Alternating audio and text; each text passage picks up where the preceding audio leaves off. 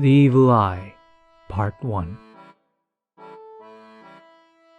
There is nothing more dreaded by the people, nor considered more deadly in its effects, than the evil eye.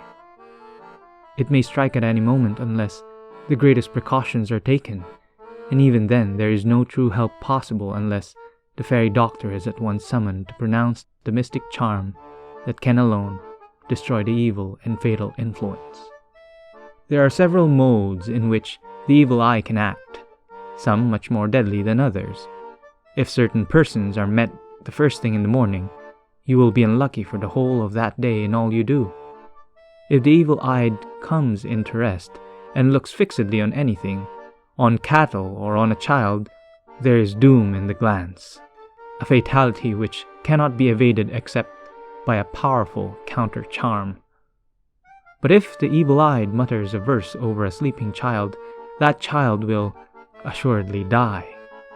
For the incantation is of the devil, and no charm has power to resist it or turn away the evil.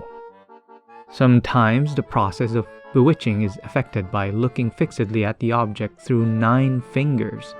Especially is the magic fatal if the victim is seated by the fire in the evening when the moon is full. Therefore, to avoid being suspected of having the evil eye, it is necessary at once, when looking at the child, to say, "God bless it," and when passing a farmyard where the cows are collected for milking, to say, "The blessing of God be on you and all your labors." If this form is omitted, the worst results may be apprehended, and the people would be filled with terror and alarm, unless a counter-charm were not instantly employed.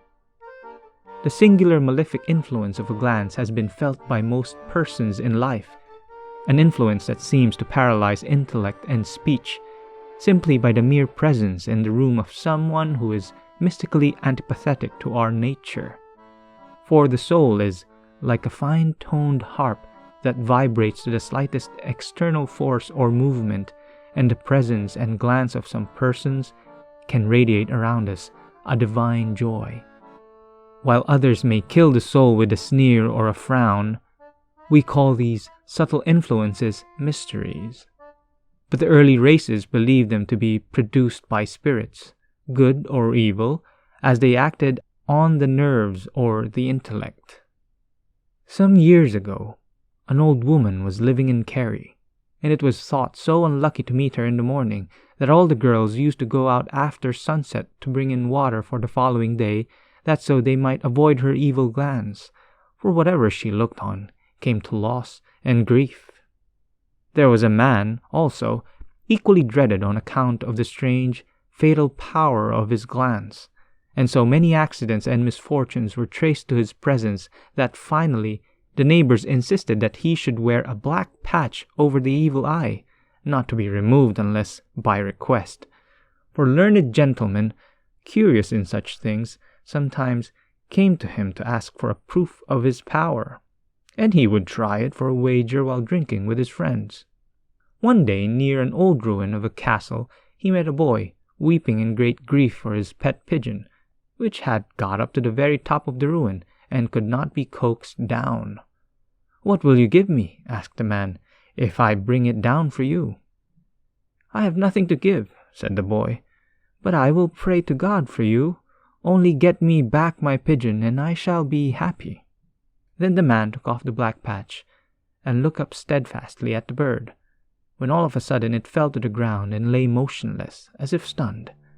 But there was no harm done to it, and the boy took it up and went his way rejoicing. A woman in the county Galway had a beautiful child, so handsome that all the neighbors were very careful to say, "God bless it," when they saw him, for they knew the fairies would desire to steal the child and carry it off to the hills. But one day, it chanced that an old woman, a stranger, came in. "Let me rest," she said, "for I am weary." And she sat down and looked at the child, but never said, "God bless it." And when she had rested, she rose up, looked again at the child fixedly in silence, and went her way. All that night the child cried and would not sleep, and all next day it moaned as if in pain. So the mother told the priest, But he would do nothing for fear of the fairies. And just as the poor mother was in despair, she saw a strange woman going by the door. "Who knows," she said to her husband, "but this woman would help us." So they asked her to come in and rest. When she looked at the child, she said, "God bless it," instantly, and spat 3 times at it and then sat down. "Now, what will you give me," she said, "if I tell you what ails the child?"